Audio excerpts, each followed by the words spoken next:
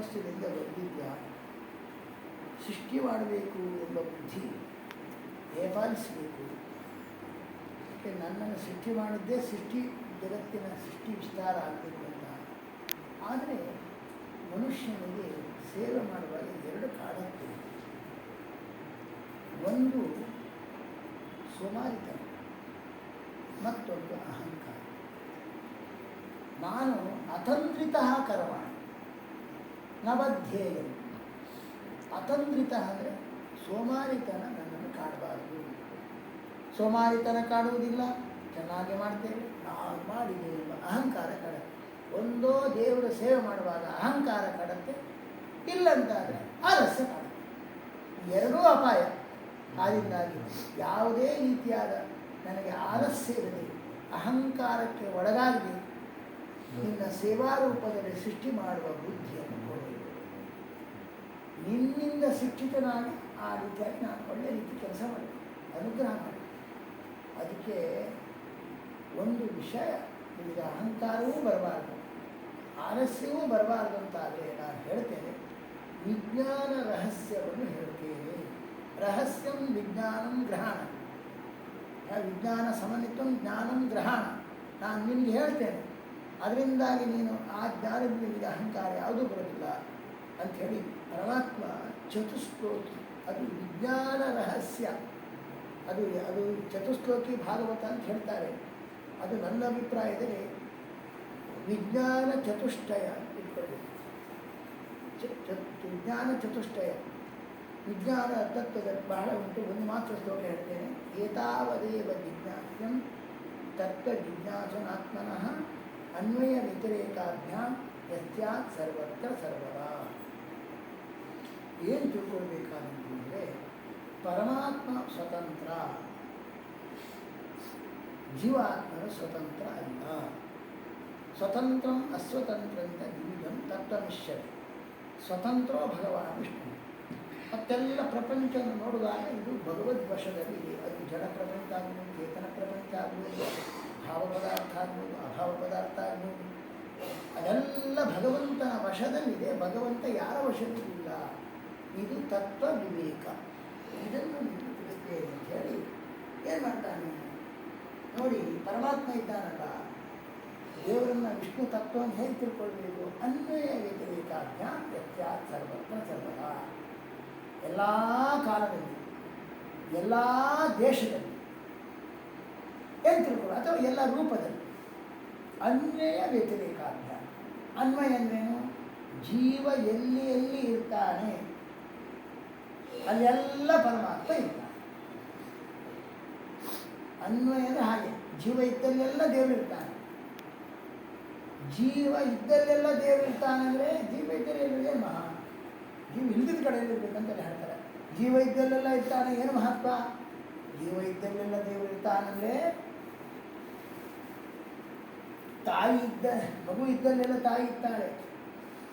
ಮಗು ಚೆನ್ನಾಗಿರ್ಬೇಕಾದ್ರೆ ತಾಯಿ ಇರಲೇಬೇಕು. ಇಲ್ಲ ತಾಯಿ ಇಲ್ಲ ಮಗು ಚೆನ್ನಾಗಿರುವುದಿಲ್ಲ. ಹಾಗಾಗಿ ಮಗು ಇದ್ದಲ್ಲೆಲ್ಲ ತಾಯಿ ಇದ್ದಾಳೆ ಅಂದರೆ ಅರ್ಥ ಏನು? ಮಗು ಸರಿಯಾಗಿರಬೇಕಾದ್ರೆ ತಾಯಿಯ ಅಪೇಕ್ಷೆ ಇದೆ. ಹಾಗೆ ಇಲ್ಲ ಅರ್ಥ ಏನು? ಜೀವರಿದ್ದಲ್ಲೆಲ್ಲ ದೇವರಿರ್ತಾನೆ ಅಂದರೆ, ಜೀವರ ಅನ್ವಯ ಸಂಬಂಧ ಎಲ್ಲಿ ದೇವರಿರ್ತಾನೆ ಅಂದರೆ, ತಾಯಿಯಂತೆ ಮಗುವಿಗೆ ಹೇಗೆ ಅವಶ್ಯಕತೆ ಇರುವುದು ಜೀವನಿಗೆ ಇರಲಿಕ್ಕೆ, ತಾಯಿಯಂತೆ ಭಗವಂತನ ಅವಶ್ಯಕತೆ ಇದೆ. ಜೀವ ಇಲ್ಲಿಲ್ಲ, ಅಲ್ಲೂ ದೇವರಿರ್ತಾನೆ ಅಂದರೆ ಪರಮಾತ್ಮನ ಇರುವಿಕೆಗೆ ಜೀವದ ಅಗತ್ಯ ಇಲ್ಲ. ಆದರೆ ಜೀವ ಸಾಪೇಕ್ಷ, ಪರಮಾತ್ಮ ನಿರಪೇಕ್ಷ. ಈ ಸ್ಥೂಲ ರೂಪದ ಅರ್ಥ. ಆದರೆ ಇಲ್ಲಿ ಒಳಹೊಕ್ಕು ನೋಡಿದಾಗ ತುಂಬ ಅರ್ಥಗರ್ಭಿತವಾದ ವಿಶಾಲವಾದ ಶಬ್ದ. ಅನ್ವಯ ವ್ಯತಿರೇಕ ಅಭ್ಯಾಸ. ದೇವರನ್ನು ವಿಚಾರ ಮಾಡಬೇಕು. ದೇವರನ್ನ ಹೇಗೆ ವಿಚಾರ ಮಾಡಬೇಕು? ಆತ್ಮನಃ ತತ್ವ ಜಿಜ್ಞಾಸನ ಆತ್ಮನಃ. ಆತ್ಮನ ವಿಷ್ಣು ವಿಮೂರ್ತಿಗಳಲ್ಲಿ ವಿಷ್ಣುವಿನ ಮಾತ್ರ ಆತ್ಮ ಶಬ್ದವನ್ನು ಬಳಸಿದ್ದು ಭಾಗವತದಲ್ಲಿ. ಆತ್ಮೇಶ ಬ್ರಹ್ಮ ಸಂಭವ ಅಂತ ಹೇಳುವಾಗ. ಹಾಗಾಗಿ ಆತ್ಮ ಅಂದರೆ ವಿಷ್ಣುವಿನ ತತ್ವ ಏನು, ವಿಷ್ಣುವಿನ ತತ್ವ ಹೇಗೆ ವಿಚಾರ ಮಾಡಬೇಕು, ವಿಜ್ಞಾಸದಲ್ಲಿ ವಿಚಾರ ಮಾಡಬೇಕು. ಹೇಗೆ ಮಾಡಬೇಕಂದ್ರೆ ನಿರ್ದೋಷ ಗುಣಪೂರ್ಣ. ಅನ್ವಯ ಅಂದ್ರೇನು? ಸರ್ವಕಾಲದಲ್ಲಿ, ಸರ್ವ ದೇಶದಲ್ಲಿ, ಸರ್ವಕಾಲದಲ್ಲಿ, ಸರ್ವತ್ರ ಸರ್ವ ದೇಶದಲ್ಲಿ, ಸರ್ವತ್ರ ಸರ್ವರೂಪದಲ್ಲಿ ಸದಾ ಎಲ್ಲ ಕಾಲದಲ್ಲಿ ಎಲ್ಲ ದೇಶದಲ್ಲಿಯೂ ಸರ್ವ ದೇಶೇಶು ಕಾಲೇಶು ಸ ಏಕ ಪರಮೇಶ್ವರ ಅಂತ ಹೇಳಿದಾಗೆ ಸರ್ವ ದೇಶದಲ್ಲಿ ಸರ್ವ ಕಾಲದಲ್ಲಿ ಸರ್ವ ರೂಪದಲ್ಲಿ ಅನ್ವಯ ಇದೆ. ಎಲ್ಲ ಸದ್ಗುಣಗಳ ಸಂಬಂಧ ಇದೆ ದೇವರಲ್ಲಿ. ಆದರೆ ಅನ್ವಯ ಸದ್ಗುಣಗಳ ಅನ್ವಯ ಸಂಬಂಧ ಯಾವುದೇ ರೂಪ ತಗೋ, ಯಾವುದೇ ದೇಶ ತಗೋ, ಯಾವುದೇ ಕಾಲದಲ್ಲಿ ಆಗಿ ಸಕಲ ಗುಣಗಳಿಂದ ತುಂಬಿರ್ತಾರೆ. ಆದರೆ ವ್ಯತಿರಿಕವೂ ಇದೆ. ವ್ಯತಿರೇಕ ಎಂದು ಯಾವುದು ಯೋಗ್ಯವೋ ಅದನ್ನು ತಗೊಳ್ಬೇಕು.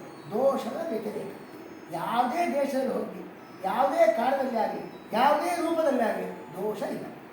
ದೋಷದ ಅಭಾವ ಸದ್ಗುಣಗಳ ಸಂಬಂಧ ಎಲ್ಲ ರೂಪದಲ್ಲಿದೆ. ಇದನ್ನೇ ಮಧ್ವಾಚಾರ್ಯ ಹೇಳಿದ್ದಾರೆ. ದೇವರ ಲಕ್ಷಣ ಏನು? ಅಶೇಷ ಗುಣೋನ್ನದ್ದಂ ನಿರ್ದೋಷಂ ಯಾವದೇವ ಹಿ ತಾವದೇವ ಈಶ್ವರೋ ನಾಮ ಅಂತ ಹೇಳಿದ್ದಾರೆ. ಅದನ್ನೇ ಮಧ್ವಾಚಾರ್ಯ ಪ್ರತಿಯೊಂದು ಸರ್ವಮೂಲದ ಕೊನೆಯಲ್ಲಿ ಎಸ್ ಸರ್ವಗುಣ ಸಂಪೂರ್ಣ ಸರ್ವದೋಷ ವಿವರ್ಜಿತ ಪ್ರಿಯತಾಂ ಪ್ರೀತಿವಾದ ಕೃಷ್ಣ ಎಲ್ಲ ಕಡೆಗಿದೆ. ಆಚಾರ್ಯ ಮುಖ್ಯ ಲಕ್ಷಣ ಯಾವ ದೋಷವೂ ದೇವರಲ್ಲಿಲ್ಲ, ಸಕಲ ಗುಣಗಳು ಅವರಲ್ಲಿದೆ. ಇದು ಭಗವಂತನ ತತ್ವ ಜಿಜ್ಞಾಸ. ಹೌದಾ? ಇದನ್ನು ಹೇಗೆ ವಿಚಾರ ಮಾಡಬೇಕಂತ ಹೇಳಿದ್ರೆ, ವಿಚಾರ ಮಾಡಿದ್ರೆ ಅನುಮಾನ ಮಾಡಿ ಯುಕ್ತಿಯಿಂದ ವಿಚಾರ ಮಾಡಬೇಕಂತ.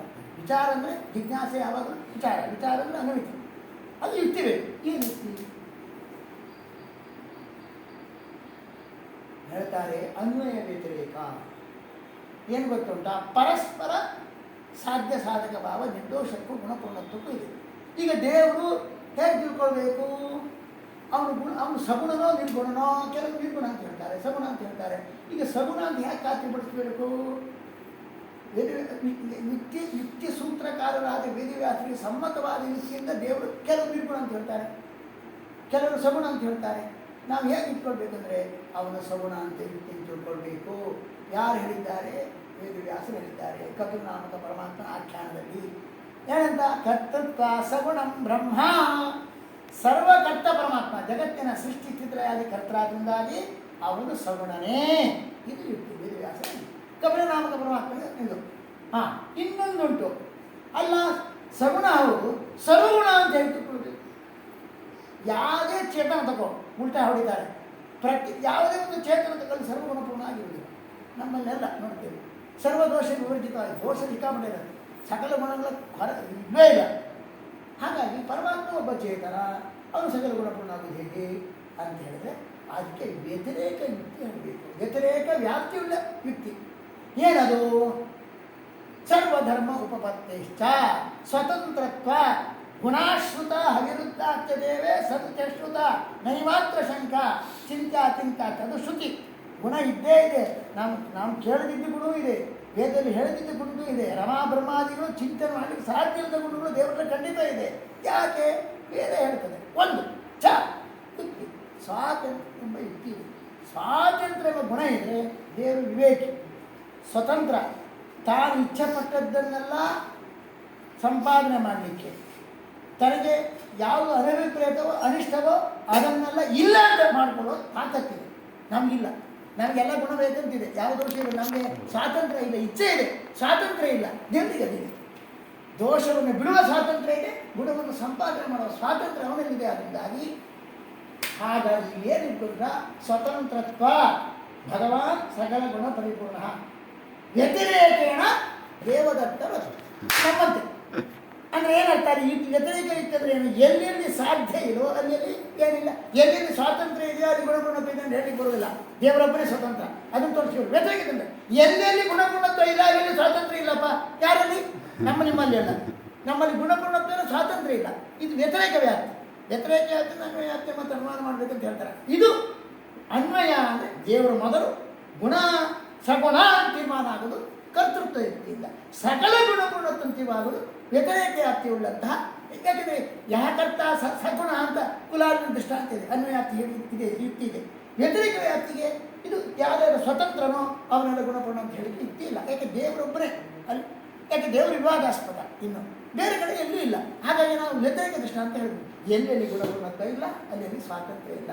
ಹೀಗೆ ಅನ್ವಯಾತ್ಮಿಕ ಯುಕ್ತಿಯಿಂದ ಸಗುಣತ್ವವನ್ನು ಸಾಧನೆ ಮಾಡಿ, ವ್ಯತಿರೇಕ ಯುಕ್ತಿಯಿಂದ ಸಕಲ ಗುಣಪೂರ್ಣತ್ವವನ್ನು ಸಾಧನೆ ಮಾಡುವುದು. ಈ ರೀತಿಯಾಗಿ ವಿಚಾರ ಮಾಡಿ. ಅಥವಾ ಅನ್ವಯ ವ್ಯತಿರೇಕಾಭ್ಯಾಸ ಏನು ಗೊತ್ತುಂಟ? ಪರಸ್ಪರ ಸಾಧ್ಯ ಸಾಧಕ ಭಾವ. ದೇವರು ಗುಣಪೂರ್ಣನಾದ್ರಿಂದಾಗಿ ವ್ಯತಿರೇಕ ದೋಷವರ್ಜಿತ ಪ್ರತ್ಯುತೋ ದೇಶ ಸೊಯ್ ಪ್ರತ್ಯುತೋ ಚೇತದೋ ಶೈಸದ ಪೂರ್ತಿತ ಅಂದರೆ ಗುಣಪೂರ್ಣತ್ವದಿಂದಾಗಿ ದೋಷರಹಿತ. ಇನ್ನು ಉಲ್ಟ ದೋಷ ವ್ಯತಿರೇಕ ದೋಷರಹಿತರಾದ್ರಿಂದಾಗಿ ಗುಣಪೂರ್ಣ. ಎಲ್ಲಿ ಹೇಳಿದ್ದಾರೆ? ಅಸ್ಪೃಷ್ಟ ದೋಷಗಂಧಾಯ ಅಂತ ಅಸ್ಪೃಷ್ಟ ದೋಷಗಂಧಾಯ ಕಲ್ಯಾಣ ಗುಣಸಿದ್ಧವೇ ಎಲ್ಲಿ ಹೇಳಿದ್ದಾರೆ? ವ್ಯಾಸತೀರ್ಥ ಚಂದ್ರಿಕಾದಲ್ಲಿ. ದೋಷ ಲವಲೇಶ ಇಲ್ಲದಿಂದಾಗಿ ಗುಣಪೂರ್ಣ. ಹಾಗಾಗಿ ದೋಷರಹಿತತ್ವ ಅದು ಗುಣಪೂರ್ಣ. ಹೀಗೆ ಜಿಜ್ಞಾಸ ಮಾಡಿ ಸಿಕ್ಕಾಪಟ್ಟೆ ಅರ್ಥ ಹೇಳಬೇಕು. ಈ ಗಣಪತಿ ಭಟ್ರ ವಿದ್ವಾಂಸರು ಅದನ್ನು ಇಲ್ಲಿ ವಿಶ್ವಂಬರನಿಗೆ ನೋಡಿದ ಗಣಪತಿ ಭಟ್ರ ಮನೆಯಲ್ಲಿ ಕೊನೆಗೆ ಯಾಕೆ ಇಟ್ಕೊಳ್ಳೋದು 2 ಗಂಟೆ ಆಗಬೇಕಿತ್ತು. ಕೊನೆಯಾಗಿ 4,418 ಆಯಿತು. 419 ಮುಂದೆ ಆಗತಕ್ಕಂಥದ್ದು ಶುಭಾರಂಭ ಆಗಿದೆ. ಈಗ ಗಣಪತಿ ಭಟ್ರಿಗೆ ವಿಶ್ವಂಬರನ ಈಗ ಅರ್ಪಣೆ ಆಗಿದೆ. ಕೃಷ್ಣಾರ್ಪಣ ಅಂತ ಎಲ್ಲ ನಿರ್ವಿಘ್ನಾಗಿ 2ನೇ ದುಃಖಾರಿ ಪಾಳಿಯೂ ಕೂಡ ಹೀಗೆ ಆಗಲಿಲ್ಲ.